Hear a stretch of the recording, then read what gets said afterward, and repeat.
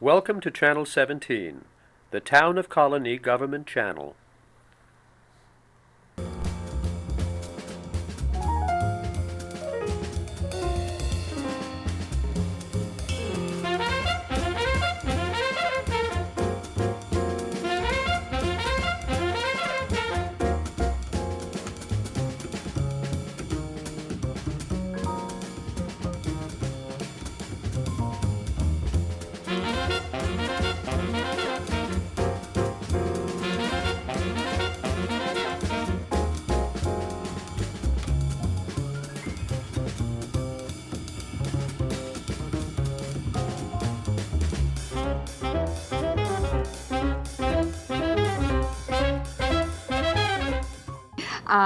Welcome to Real Conversations with Lisa and Susan. I'm Susan. And I'm Lisa. Welcome.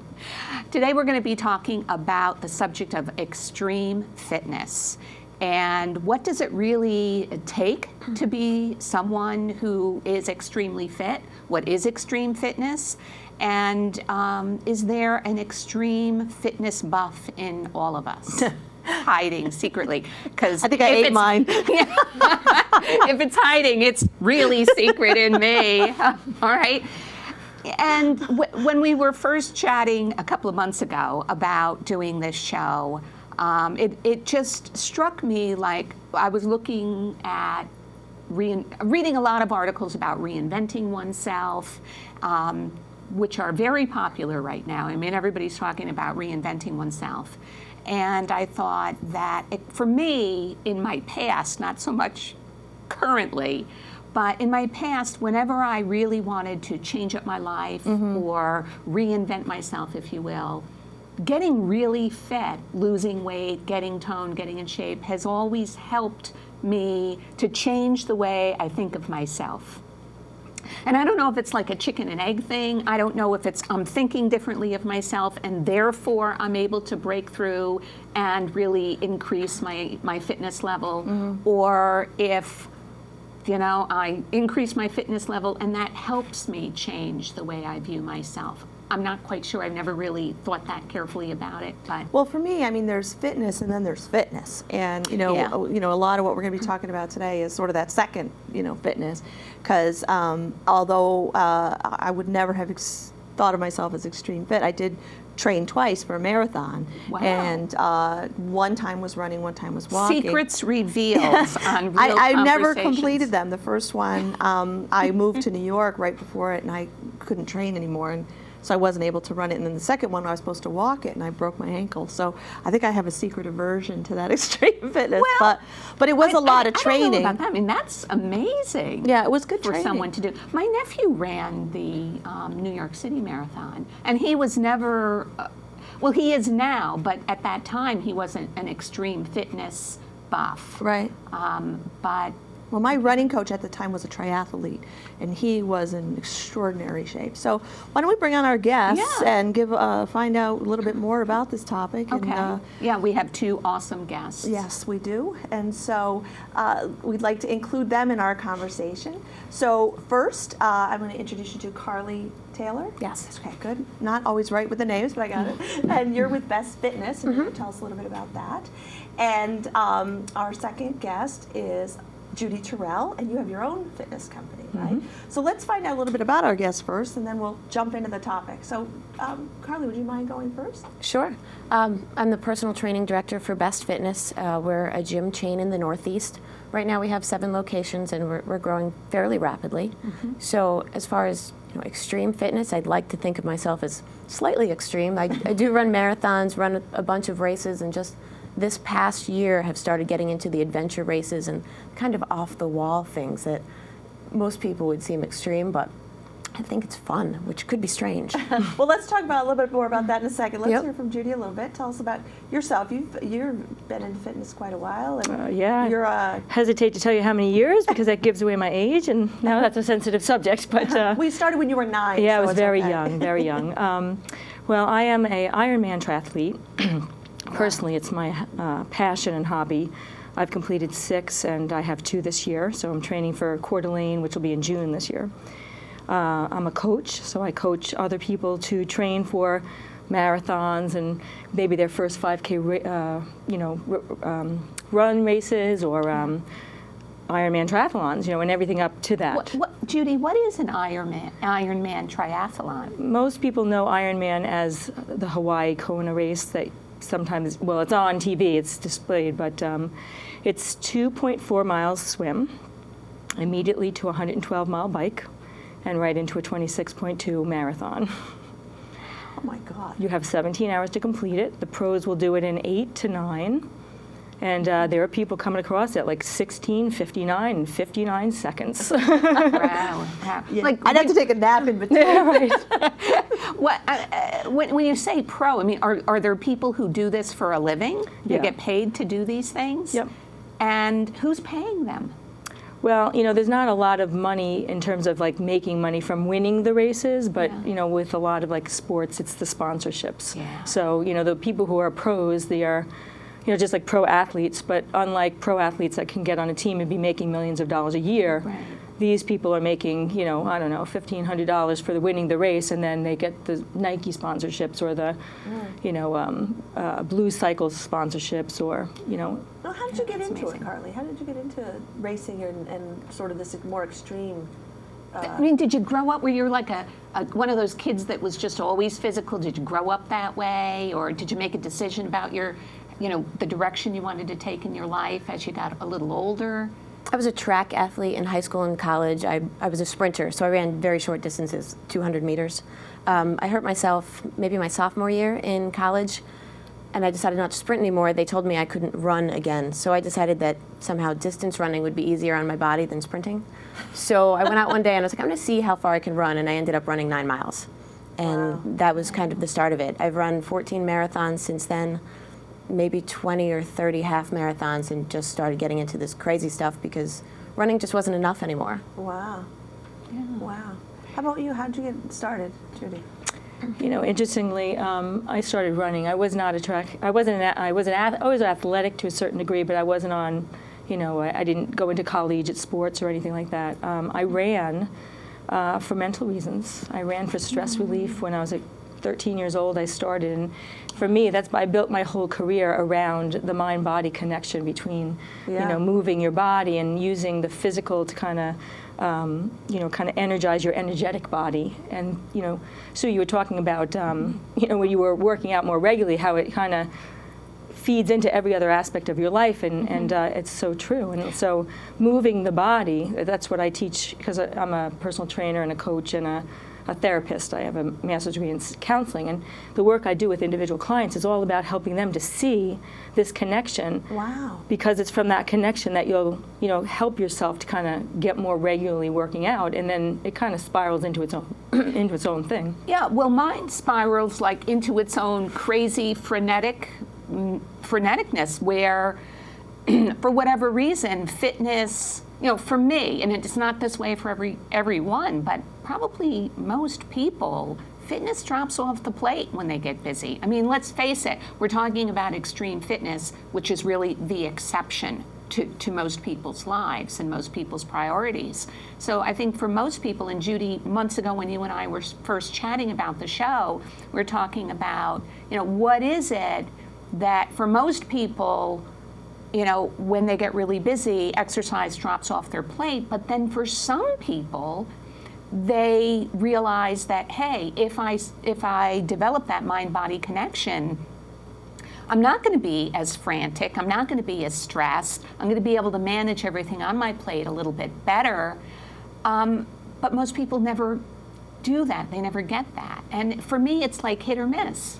See, I think there's actually brain chemistry experiments now on animals, and also on animals mostly at this point, but because Susan, we did have this conversation, I've reflected a lot on it, and of course I look at my client base and I thought about this question, and I really think that, again, based on these animal studies as well, there's a period of about 6 months to a year, straight, consistent, that you have to do before your brain actually changes so that there's actual neural connections that now when you don't do it, it's like it's almost like you can't not. It's like it's almost like hardwired.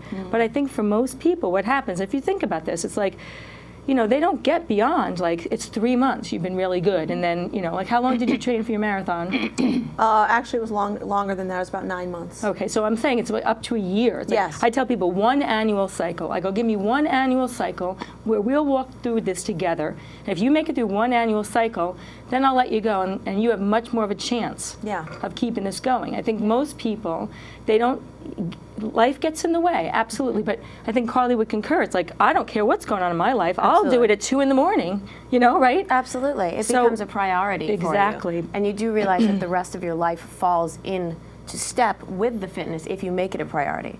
I think especially as women, what we tend to do is we put other people first. I was just going to say so that. that's something that you have to take the initiative to do for yourself, make it a priority, and the more you do it, the more, like Judy said, you almost get addicted to it. It's almost hardwired to you that you're addicted. You have to get it done or your day's not complete. But not addicted in a bad way. It's No, more not at like all. it's part of, it's like eating. It's eating. It's something that you need to drinking do to water, function. breathing. Right. It's just Right, part and it of would who take you are. that, like, takes us so much time to get it in, but like it would take that much time to get it back out too once you got to that point. But again, there's like an investment of a certain amount of time, and like for me, I say it's 1 year.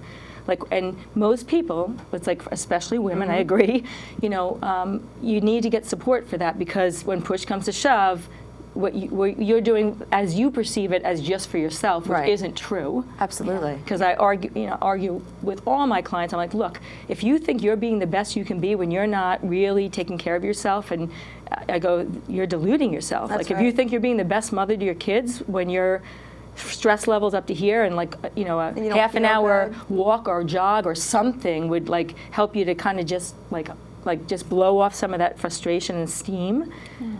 You're not being the best mother. You're only, your brain is only half engaged. You're on other things. So Yeah, and I think, as I'm listening to you, I think that a lot of people want to do that. I know for myself, I wish that I would do that. To take the wish and actually have it show up in the real world, for me, has been the challenge. But I do think that to the extent that people do not follow through with their commitments to themselves, there's always a level of guilt. It could be very, very mild, very subliminal, but it's there. And if they're feeling guilty about not following through with something that they know is that they'd like to do, that they have said, at least maybe on paper, that they're committed to do it, but they're not doing it. There's this gap there, and it grows, and I think it eats at people. And I think, it does undermine people's abilities to be the best, whatever, best mother, best parent, best coworker that they can be, because they're always feeling a little less. They're always feeling guilty about how they haven't followed through with their commitment to themselves. it was interesting because I just read an article on exercise adherence, and guilt was the top 5 reasons for what gets in the way. Guilt was number 5. Really? I would Absolutely. think guilt would be a motivator. No, guilt is not a motivator. No, Really? It's like feeling inadequate and not feeling good about, like not feeling proficient is another one. Like, so you get on the treadmill at the gym, or you go through the machines and they don't know what they're doing, and you feel like, a fish out of water, and that's a barrier as well. Yeah. But what I tell my clients is that, yes, all the, whatever the reasons are, these top 5, kind of blocks to adherence, that's why you got to get out of your own way and get what I call anchor workouts. Like an anchor workout might be with a personal trainer that you've committed to. It might be, that you sign up for a race and that you've made a commitment to do that. And now you don't want to feel inadequate about going to that race, and you paid the money to, for the, or you're out loud about it. I found I find that with I'm a coach also, but I work with success. Mostly in business coaching, and one of the things I tell people is you got to be out loud about your commitments, because even if you think of something like quitting smoking, if you tell all your coworkers or all your family or whatever, I quit smoking, then they see you smoking, they're all over you, right? It's the same thing with fitness. When I used to run, there were 3 of us that were training for, it was a corporate challenge years ago, I don't even know if it still exists, but it was the first race I ever ran, and the 3 of us were telling everybody in our office, and people were like, did you run, and people were supporting us, and for me, I find that to be a very important aspect of it, is if I'm quiet, I'm gonna work out 3 times this week, and I don't, nobody knows. It's a big secret. Maybe it's a woman thing, because I know men who don't need to do that, who don't do that, and don't need to do that, and they follow through. And I hate to break it down by gender, but because I have the same thing, I have to declare it to someone. Like, I went on Weight Watchers years ago, and it was in a group setting with coworkers, and we all supported each other and went to the sessions. It was during the workday, during the lunch hour, and I ended up losing 10% of my body weight during that 10-week period, and have never gained that back. So it was remarkably successful, and doing it with a group of women to whom I had declared that I was committed to this was really helpful. That accountability always takes into account. I think one of the things that we're neglecting is setting realistic goals. I think that's why people get that guilt and why they feel like a failure, they feel inadequate, because they set a goal that's outlandish. They say, okay, I'm going to go to the gym, I'm going to go every single day, I'm going to lose 10 pounds this week, and then they don't. Right. And then they think, I'm horrible, I failed, I should just quit now. Right. You mentioned 10 pounds a week. I follow the show The Biggest Loser. I don't know if you guys probably have it some place in your I have a love-hate relationship with it. I mean, I love it. I only have a hate relationship with it. It's inspiring. I hate it because as fitness professionals, it gives us a huge barrier to overcome. It does help people set very unrealistic goals. Yeah, that's what I was thinking. The people on that show, and I actually know a gentleman who works with the people on that show. So the people on that show work out for 6 to 8 hours a day. Their caloric expenditure, so the amount of calories they burn, is upwards of 5,000 calories a day, and they take in about 800 to 1,000 calories a day. It's all monitored by doctors. It's not safe for the someone 1 month to try. that they're on location. And then you send them back to because the real world. 87%, this is the last Gain it all statistic back. I heard, gain back Of course. that weight. But they Within don't a show year. you that. The ones from on the air, right? But Right. in general, 95% of people who go on a diet never lose the weight that they set out to lose, Right. and gain it back. Only 5% keep it off, and the studies they've done of those 5% are that they've done it over a longer period of time. They had a lot of support, and they, I don't mean this in a negative way, but they had an extreme aspect to their personality already. Like they had some obsessive, and I don't mean that as bad as it comes out, but I mean they already had that sort of personality trait of, do or die kind of a thing. I want to talk a little bit about how did you take the step from fitness to extreme fitness? So you said running wasn't enough. Let's talk about that a little bit. I think maybe it's part of that personality. Maybe it's just when you get used to something, now it becomes normal. So it's not that extra step. So if I'm running marathons and running marathons is no longer a challenge, I'm the type of person who needs a challenge. So I find something else that is a challenge. I mean, And although I'd hesitate to say that running a marathon is not a challenge, because no matter what, right, no matter how many you've run, yeah. But the point is that you've done it enough something times different, now, right. right? And I think it's true. Like I think there's, they now have, believe it or not, like the Ironman I just talked about, distance triathlon, they have double Ironmans, and now there's a triple Ironman. So, and that's the evolution of the sport because, 1976 was when triathlon began. At that time, that was like unheard of, you know what I mean? Now it's fast forward, almost 30 years, and now there's like doubles and triples. It's the evolution of anything. Absolutely. I've had clients I've coached through 5Ks where they never thought they'd run one step who have completed Ironmans with me because it's an evolution. But I think most people don't do it consistently enough. Again, it's the consistency Yeah. that makes a difference. You folks decided to pretty much commit yourself to fitness. It's what you do for a living. It's the bulk of the people you know probably are engaged in fitness.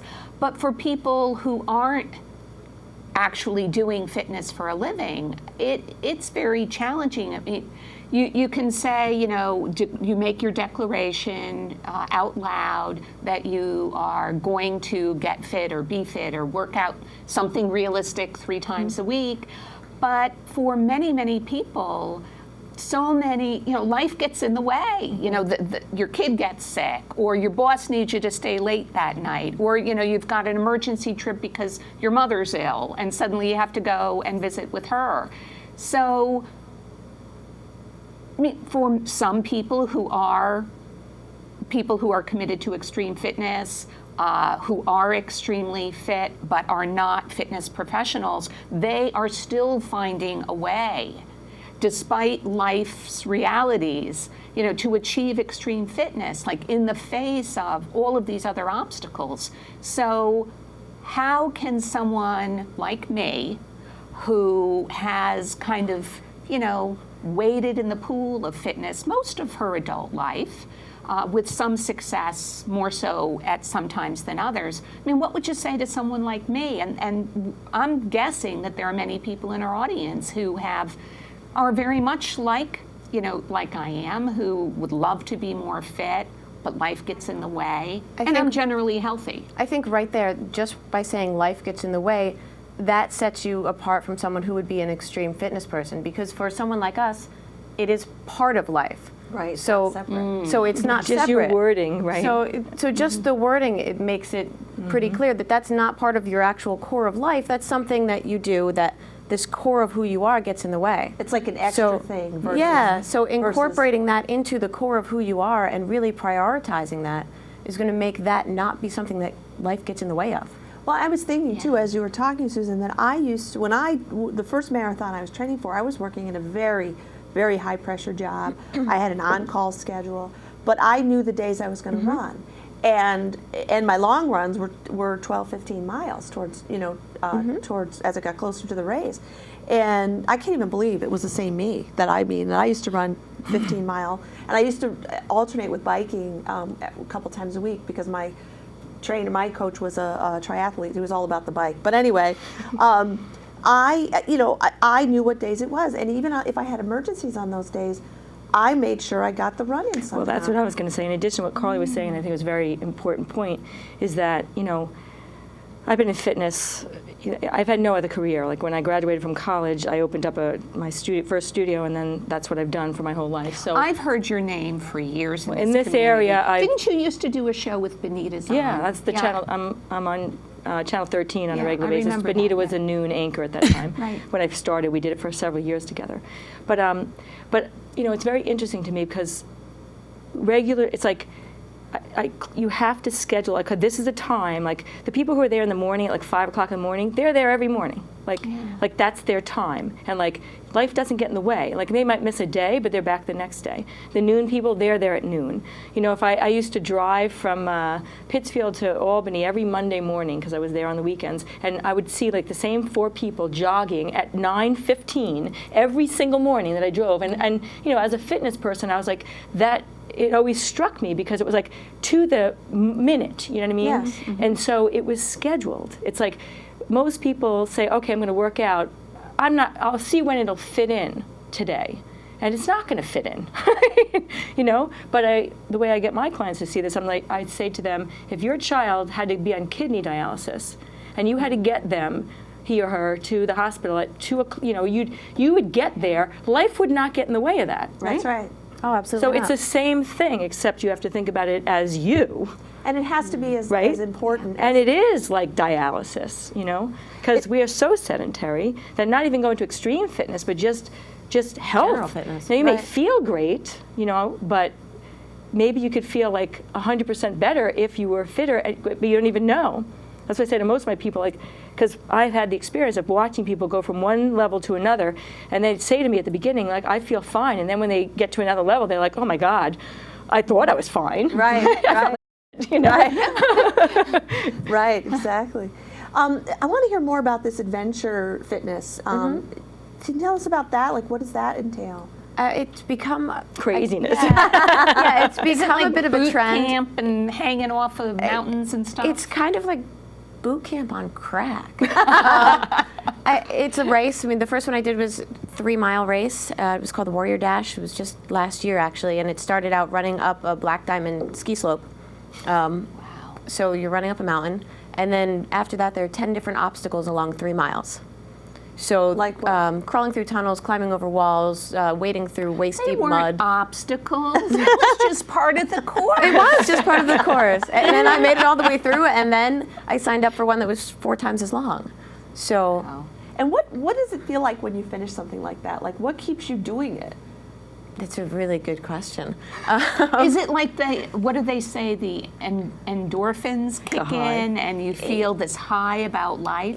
Is it really like that? Not necessarily. I mean, I think No. Whatever that is, it's not what it is. No, it's the challenge. It's surmounting a challenge. It's, oh my gosh, I can't believe that I accomplished that, and what can I do now? Right. It's a sense of empowerment, absolutely, when you overcome something that extreme. And you look around, and it's a lot of camaraderie as well. There's other people going through the same thing at the same time. So these aren't like races.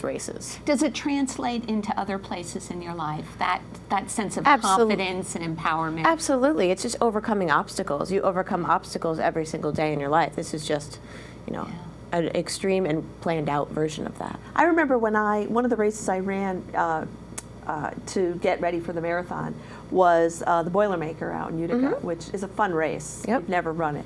It's 15K. I run it every year. Oh, you do? Yeah. So you know. It's a great lot of race. fun. So, but I remember after finishing that race, thinking to myself, I can do anything. Like I felt like I pushed my body. The one agreement I had was I wasn't going to walk at all. I was going to run the entire thing. I may run slow, but I'm going to run. And I did. I never walked the whole time that race. And I remember thinking, if I could work myself through those thoughts that, oh, it's okay, nobody's going to know you're walking right now, or there's no cameras on you right now. You can walk a couple of steps. But I you did know. it. I knew. And I remember thinking to myself that was such a powerful feeling to get to the end and just know for myself that I did it. And I would think that would be... Anytime you set a goal, whether it's a physical goal or a career-oriented goal, once you set a goal for yourself and you maintain it, you get there. That's empowering, no matter what it is. It could be my goal to get a promotion. It could be my goal to anything, finish a race. But I think it's so much more tangible when it's something like a race or a physical feat. Sometimes it could take months to get to the promotion. Sure. Where this is a more short term. But I think you're right. I'm sorry, you were going to say? I think in our culture we have this kind of unspoken belief that we should all feel good all the time and everything should be easy, and that if there's any adversity or uncomfortableness to something, then you don't have to do it.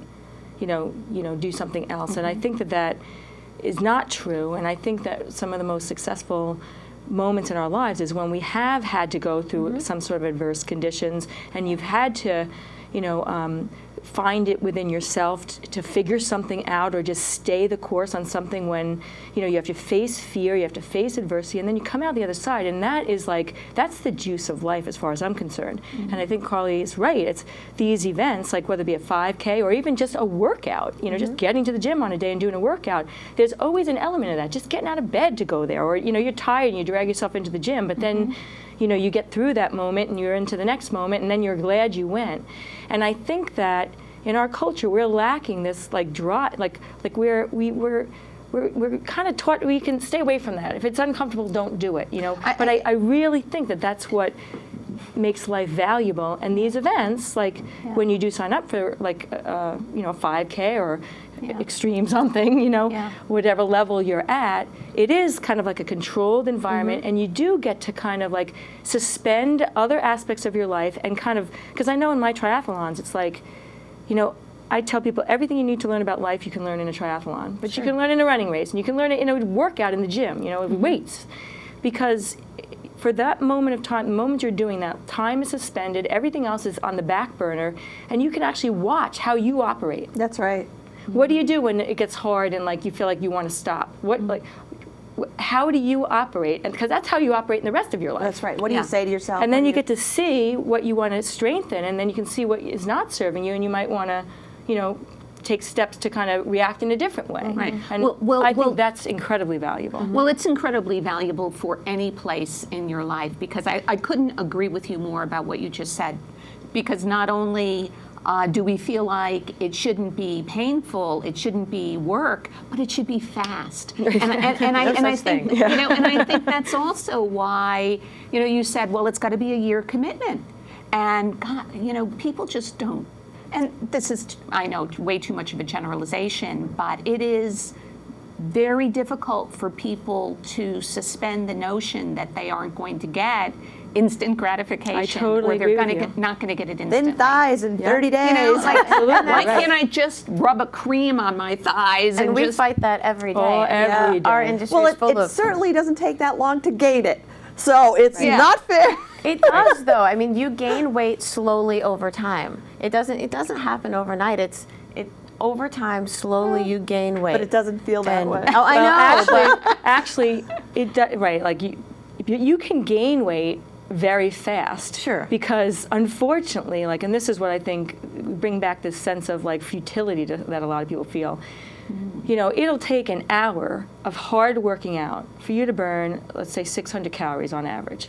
You can eat 600 calories in half a minute. Oh, yeah. Yeah. And Done that's it. the problem. And Whoever I've designed done this, it. that's unfair, you know? But I that's know. what happens. So, especially now, the Oh way my foods God. are processed Yeah. food, Yeah. fast foods, our calories are so dense. yeah. I hate to say it, but we are out of time. Yeah. Clearly, we could talk about this for much, much longer. But I want to thank you both for being with us. This was a wonderful conversation.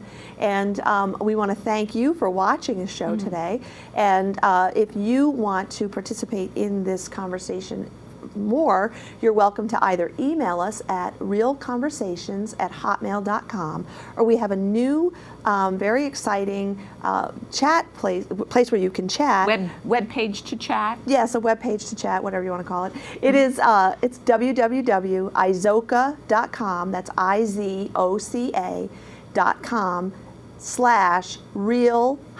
IZOCA.com/real-conversations. And if you go there, you can chat with us about the show. Tell us if you have other questions, and we'll be sure to get those to our guests. My name is Lisa. And tell stories about your experience That's getting right. extremely fit. We'd like to hear from you. Thanks for watching.